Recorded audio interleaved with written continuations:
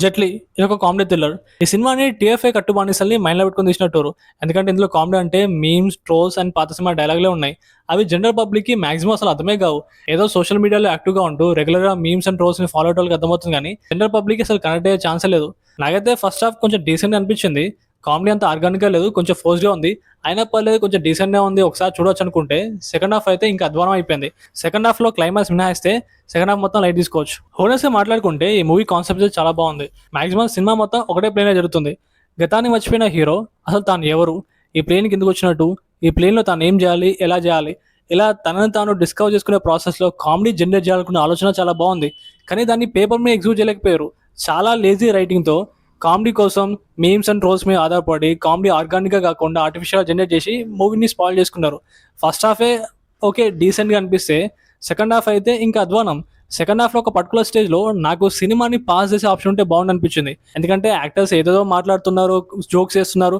కానీ అర్థం అవ్వాలి కదా! సరిగ్గా అర్థం చేసుకొని ఎంజాయ్ చేసే స్పేస్ లేకుండా ఫాస్ట్‌గా అయిపోతుంటది సెకండ్ హాఫ్ అయితే. ఒక పర్టిక్యులర్ స్టేజ్‌లో లిటరల్లీ కయోటిక్‌గా అనిపించింది. బట్ క్లైమాక్స్ బాగుంది. క్లైమాక్స్‌లో తెలుగు కమర్షియల్ మూవీస్ మీద సెటైర్ ఏసినట్టుంటది. హీరోకి ఓవర్‌గా ఎలివేషన్స్ ఇవ్వడం, అవసరం ఉన్నా లేకపోయినా పెట్రోడిక్ డైలాగ్స్ కొట్టడం, దేవుడి గురించి గొప్పగా మాట్లాడడం, ఇలా ప్రెజెంట్ ట్రెండింగ్ మీద ఒక సెటైర్ ఏసినట్టుంటది. అదైతే క్లిక్ అయింది. క్లైమాక్స్ మినహాయిస్తే సెకండ్ హాఫ్ లిటరల్‌గా బోరింగ్‌గా ఉంటది. ఇక పర్ఫార్మెన్స్ గురించి మాట్లాడుకుంటే యాక్టర్ సత్తా పర్ఫార్మెన్స్ చాలా బాగుంది. నాకు ఎప్పటినుంచో అనిపిస్తుండే తమిళ ఇండస్ట్రీ వాళ్ళు 'యోగి బాబు' టాలెంట్‌ని ఎట్లయితే యూజ్ చేసుకుంటున్నారో, అలాగే మన తెలుగు ఇండస్ట్రీ వాళ్ళు సత్య పర్ఫార్మెన్స్‌ని యూజ్ చేసుకుంటే బాగుంటుందని. మొత్తానికి 'జెట్లీ' లాంటి ఒక సినిమా అయితే వచ్చింది. ఇందులో ఆయన క్యారెక్టర్ చాలా బాగుంది. పర్ఫార్మెన్స్ అయితే మస్తుంది. బట్ కామెడీ సరిగ్గా లేకపోవడం వల్ల సినిమా యావరేజ్ అయిపోయింది. అంతేగాని సత్య పర్ఫార్మెన్స్ అయితే తనైతే 100% ఇచ్చేసిండు. ఈ మూవీలో హీరోయిన్ రియాకి ఫరియా అబ్దుల్లా డబ్బింగ్ చెప్పింది. తన వాయిస్ అయితే పర్ఫెక్ట్‌గా సింక్ అయింది. ఎలా అయితే రాజశేఖర్ గారికి సాయి కుమార్ గారి వాయిస్ సింక్ అవుతుందో సేమ్ అట్లనే సింక్ అయినట్టు అనిపించింది. అండ్ వెన్నెల కిషోర్ క్యారెక్టర్‌ని కంప్లీట్‌గా వేస్ట్ చేసినట్టు అనిపించింది. చాలా పొటెన్షియల్ ఉంది ఆ క్యారెక్టర్‌లో. బట్ అస్సలు యూజ్ చేసుకోలే.